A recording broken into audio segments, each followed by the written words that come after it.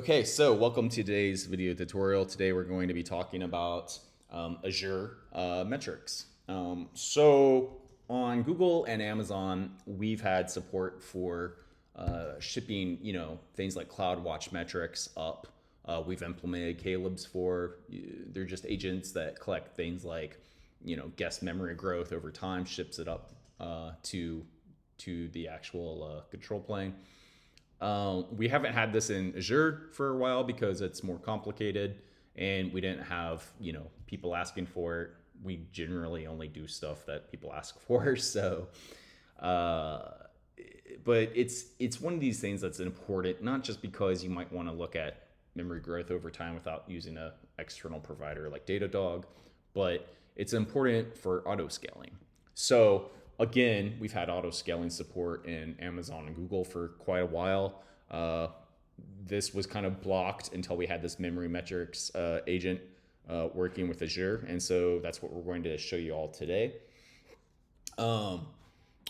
Just like anything in Azure, it's a little bit more complicated than Google and Amazon make it. But we'll try to make the corners not so rough and round out some of those rough edges. So first off, we should get acquainted with Azure if you're not acquainted with it too much yet. Basically, all the metrics are going to go to the storage account. And so you need a storage account to do most anything on Azure. You can probably just reuse what you're using if you've already been deploying unikernels here. But you want to make sure you have this. And then second, you're going to want to come down here and create the shared access signature token. And so, you can select all this, yada, yada. And then you can, put in the IP and, we're just going to, we're going to do something like this. I wouldn't do this in real life, but just to kind of give you a demo purpose. And then you can do this generate SAS right here. And then this is the token that you actually want. And then, pay attention to the start and expiry by default. They don't give you too long. It's actually, pretty low. So you might want to bump this up for whatever you think is good. And, maybe this is something that belongs in ops, and we can definitely look at that in the future. So anyway, get your token. And that token is going to go into this little bit of JSON. So let's go ahead and pop into there real quick and see what that looks like. So this is our default config that we're going to be using for our instance. Here we have Cloud Init, Caleb. This holds the original metadata server check-in stuff that we had for Azure. And then we implemented this new one called Azure. And that basically implements the metrics side and other agent related activity. Cloud config, pretty basic default if you used unikernels before. All right, so our manifest pass-through, this is the part that's actually relevant for what we're doing today. We're going to say, hey, Azure Diagnostics. We're going to set the storage account. So again, the storage account, is this guy, this Nanos test, right? Our SAS token. So keep in mind that's what we grabbed from the shared access signature section. And then we're going to have these default metrics, sample interval of 15 seconds, transfer interval of a minute. Pretty basic. Take a screenshot of that, of the image create, right? And what we want to do is, these are all basic invars that you're going to find in any Azure deploy. We set our config, pretty basic. Same thing for instance create, pretty basic. So let's go ahead and just kind of create this. I believe I already set this, so hopefully it just kind of works. And while that's creating, I just wanted to show you real quick. The metrics, we talked about the storage count, but if you go into the storage browser and then you go to tables, and then you'll find a table called like WAD metrics. That's where your actual metrics are going to start winding up. So, this is where if you don't see this table, then something's wrong, essentially. because this is where the graphs actually look at. So it went ahead and created it. We're going to go ahead and create the instance now. Obviously, this runs a lot faster.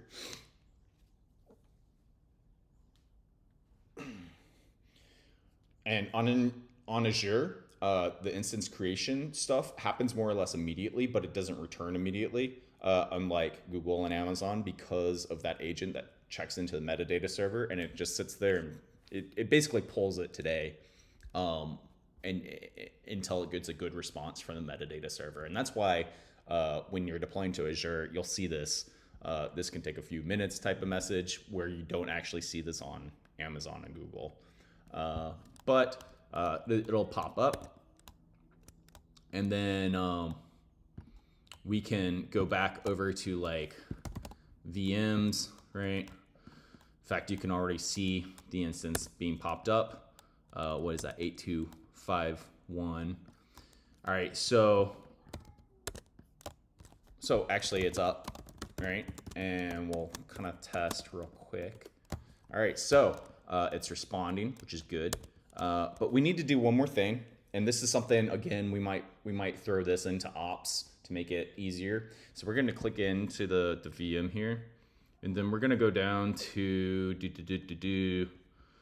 diagnostic settings. So monitoring diagnostic settings. And what we need to do, because we haven't included this option on ops yet, is we just basically need to say, hey, pick a storage account, again, the Nanos test one, enable guest level monitoring. So typically what's going to happen is Azure on Linux would actually try to install this thing. They can't do that on unikernels, right? So because you can't SSH in or anything. But anyways, what this does is trick Azure into thinking that there's an actual agent installed. And so this takes a second to kind of pop up.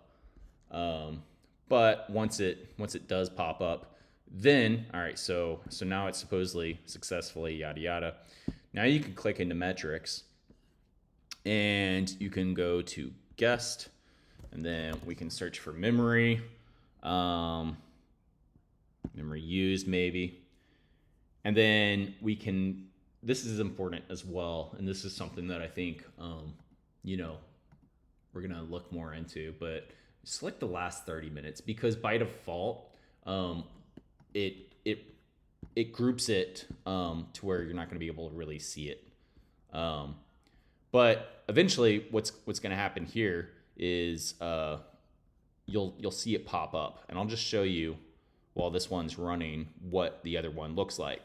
So this is one that I've had up right before I started the video, and you can see memory is about 100, which is which is about right for what it's doing. In fact, I don't know if we can kind of go back, or maybe last hour we can show some. Yeah, so last hour you'll see like it was kind of off or not reporting essentially, and then it boom goes up to 100.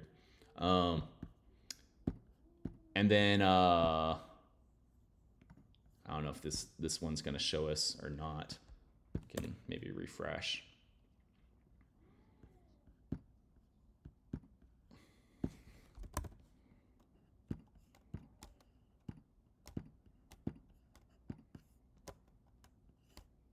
Yeah, so this one's still maybe checking in. But anyways, this will get you your memory metrics, and from here, your auto scaling. We would expect this feature to get more developed over time, but this should start working for you now. Until next time, catch you later. Bye.